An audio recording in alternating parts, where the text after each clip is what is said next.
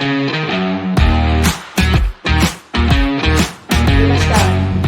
सुमन हिंदी वाटिका में आपका स्वागत है। पिछली कक्षा में हमने पढ़ा था वर्ण विच्छेद, जो सामान्य वाले हैं, जो बिना मात्राओं वाले हैं, और मात्राओं वाले। और अगली वीडियो के लिए मैंने रखा था कि र वाले सीखेंगे और संयुक्त व्यंजन वाले सीखेंगे। ठीक है, तो चलिए स्टार्ट करते हैं कि र वाले जो वर्ण विच्छेद हैं उनको कैसे किया जाता है। देखिए, 3 तरह से होते हैं र के। एक तो होता है आपका पदेन र। कौन सा वाला र? पदेन। पदेन कहते हैं जो र पैरों में होता है। उदाहरण के लिए ये जो है वो पदेन है। कौन सा वाला र है? पदेन र। ठीक है, तो जो पैरों में पाद, पाद माने पैर, ठीक है, तो जो पैरों में र होता है उसको हम कहते हैं पदेन। और एक र होता है जो ऊपर लगता है, रेफ कहते हैं जिसको। क्या कहते हैं? रेफ। और एक हंस पद की तरह होता है जो हमारे गोल आकार के व्यंजन होते हैं उनके नीचे लगाया जाता है, जैसे ट और ड। ठीक है, ट टमाटर और ड डमरू में उसको लगाते हैं, जो कि ये है ट्रक, ड्रम। ठीक है, इसमें ये भी पदेनी है और ये है आपका पदेन, ये है आपका रेफ क्योंकि वो सिर के ऊपर है। और एक र जो होता है वो होता है सीधा र लिखते हैं हम उसको।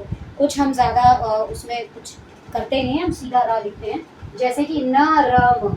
चलिए आइए देखते हैं हम इनको कैसे किया जाता है। जैसे अगर मानिए हम क्रम लिखा मैंने, यानी कि मैंने पदेन वाला किया, तो का के नीचे मैंने र लगाया। अब हमें इसकी आवाज़ पर ध्यान देना होगा कि जो र है उसका हम इस्तेमाल कहाँ कर रहे हैं। मान लीजिए क्रम, देखिए बोल के सबसे पहले हमें पता चलती हैं चीज़ें कि हम उसका इस्तेमाल, जो र का इस्तेमाल है, हम वो उसके साथ करेंगे या उसके जो लिखा जाता है स्वर, जो स्वर लगाया जाता है वो र से पहले आएगा या वो र के बाद आएगा।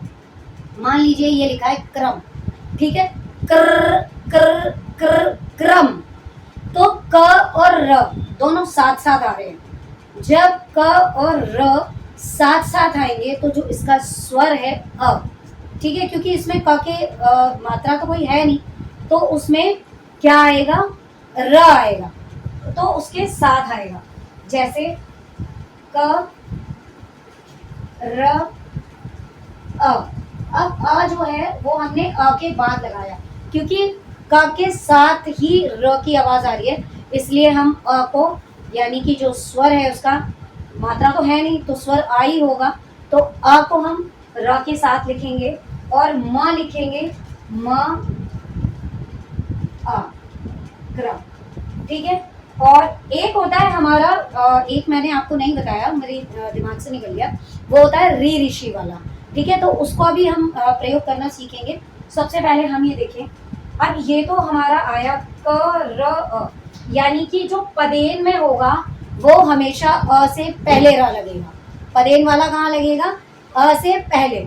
और अब जो है दर्पण, अब क्या है? दर्पण यानी कि रेफ वाला। तो रेफ वाला, अब देखिए, जिसके ऊपर लगा है र, जिस अक्षर के ऊपर लगा है र, ठीक है, उससे पहले अ आए, उससे पहले र लगेगा, उससे पहले लगेगा। जैसे ये हमारा क्या है? द, द हलंत, द अ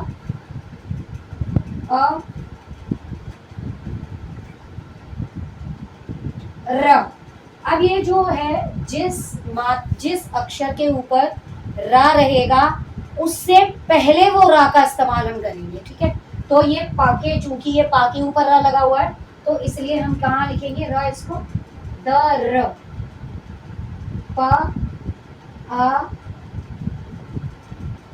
ण अ। जैसा कि आपको सबको पता है, व्यंजनों के साथ हलंत का प्रयोग किया जाएगा, क्योंकि व्यंजन जो होते हैं वो अपने आप में अधूरे होते हैं और इनको पूरा करने के लिए ही हम आ का प्रयोग करते हैं, ताकि ये पूरे माने जाएं। ठीक है, अगर आप आ नहीं लगाएंगे, उसकी मात्रा का प्रयोग नहीं करेंगे, तो वो हमेशा जो व्यंजन है वो अधूरे ही रहेंगे और आपका जो वर्ण विच्छेद है वो गलत हो जाएगा। तो आप उसमें ध्यान रखिए कि ई स्वर लगाना है, ऊ स्वर लगाना है, कौन सा वाला इसकी मात्रा जो आ रही है वो कौन सी मात्रा का हम इस्तेमाल करना है हमें। अब ठीक उसी प्रकार से हमने लिखा ट्रक। क्या लिखा है हमारा? ट्रक। तो ट, अब जो पदेन वाले हैं वो मैंने हमेशा बताया है कि पदेन वाले जो र होते हैं उनका प्रयोग हमेशा आधे व्यंजन के साथ किया जाता है जिसके अंदर वो लग रहा है।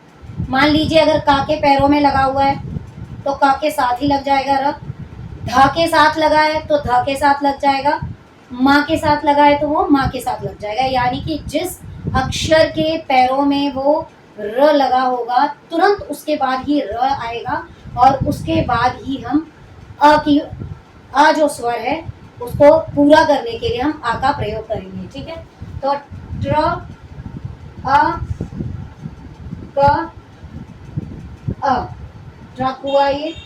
ठीक उसी प्रकार से ये हम ड लिखेंगे। ड,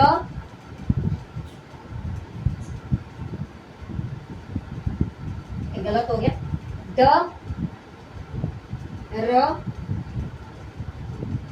अ, म, अ। ठीक है, ये हुआ हमारा द्रम। क्योंकि अब क्या हमने हलंत लगाया है इस पे। ठीक है, क्योंकि यहाँ पर अब ये हमने हलंत लगाया ड, र, अ, ये हुआ हमारा ड्र। ठीक उसी तरह से हमारा प्रसन्न बनेगा प जमा र, अ जमा स जमा अ। अब देखिए आधा न लगाएंगे, आधा क्या है? न।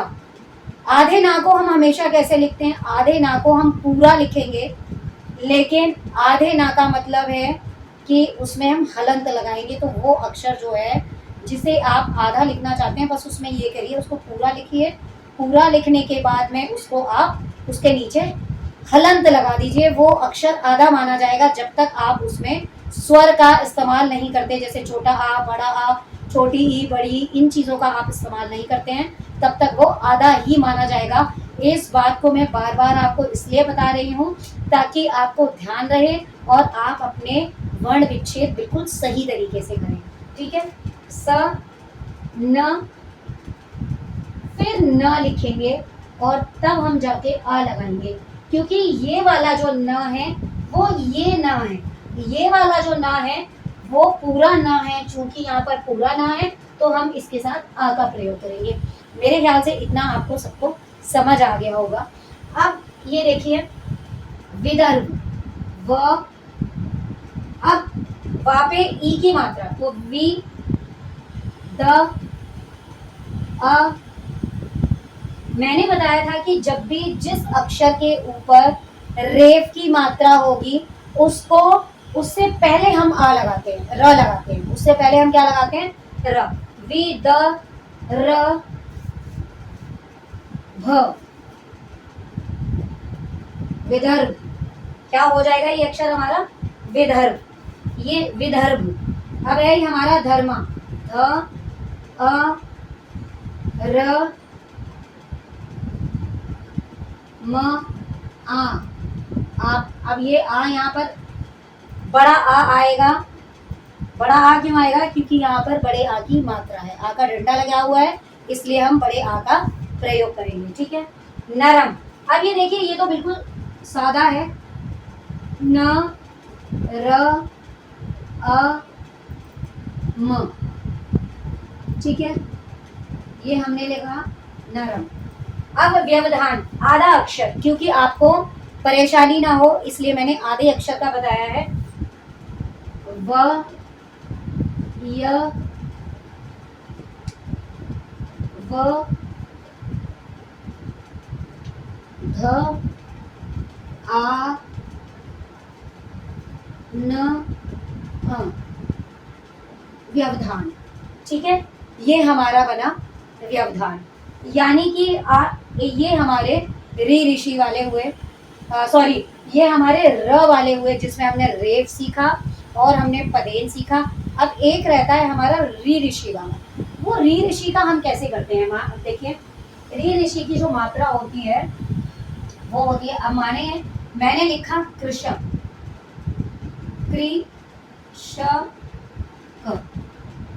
कृषक, ठीक है। अब इसको हम कैसे बनाएंगे, जो ऐसे होता है उल्टा, उसको हम कैसे बनाएंगे कृषक में। तो कृषक के लिए हमें क्री री की ये जो साउंड होता है, ये जो आवाज होती है, ये जो ध्वनि चिन्ह है वो है री ऋषि का। तो हम क्या लिखेंगे यहाँ पर, क। अब जमा अ नहीं आएगा, क्या आएगा, आ नहीं आएगा।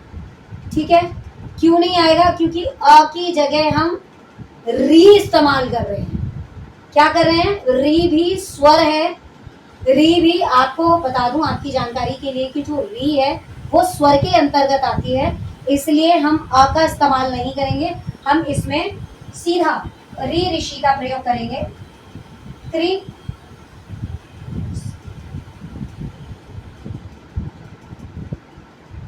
री, और ये री पूरी है क्योंकि स्वर में है तो ये पूरी है, इसके नीचे हम हलन नहीं लगाएंगे। क जमा री, ये हमारा क्री हो गया। ठीक है, क्री श क, कृषक। ठीक है, अब ऐसे ही एक और लीजिए, नृप। इसको हम कैसे लिखेंगे, न जमा री ऋषि जमा प जमा अ, नृप। समझ आ रहा है। तो ये इस तरह से 3 तरह के जो र हैं आज हमने उसका प्रयोग सीखा। सबसे पहला पदेन, दूसरा रेफ, मैं लिख देती हूँ आपको जिससे कि आसानी हो, आप अगर भूले भी तो उसको लिख लें। ये अगर आप 2 और 3 चीज़ें लिख लेंगे तो आपके लिए ये नोट्स में बड़ा काम आएगा। ठीक है, ये जो होता है ये होता है हमारा पदेन। कौन सा कहलाता है ये चिन्ह, पदेन। ये जो होता है हमारा, ये हमारा कहलाता है रेफ, और ये जो होता है हमारा री ऋषि। ठीक है, तो इनको आप लिख लीजिए, ये आपका बहुत काम आने वाला है क्योंकि इसको लिखेंगे तो आपकी बिल्कुल भी गलतियां नहीं होंगी। चलिए आज के लिए बस इतना ही। अब हम इस वीडियो को समाप्त करते हैं। आपको कैसा लगा ये मेरा समझाना, जो कि वर्ण विच्छेद हैं, बच्चों को बहुत मुश्किलें आती हैं, इन रा के अंदर ही वो गलतियां करते हैं। तो अब एक जो तरह के रह गए वो रह गए संयुक्त व्यंजन। कौन से वाले रह गए अभी वर्ण विच्छेद, हमारे संयुक्त व्यंजन के। तो हम जो है संयुक्त व्यंजन एक अगली वीडियो में करेंगे। पसंद कर रहे हैं तो प्लीज़ सब्सक्राइब करिए, लाइक करिए, कमेंट ज़रूर करिए कि आपको कैसा लगा और क्या चीज़ आपको सीखनी है, क्या चीज़ आपको समझ नहीं आ रही है और मैं किस चीज़ के बारे में और वीडियो बनाऊं। चलिए ठीक है, नमस्कार।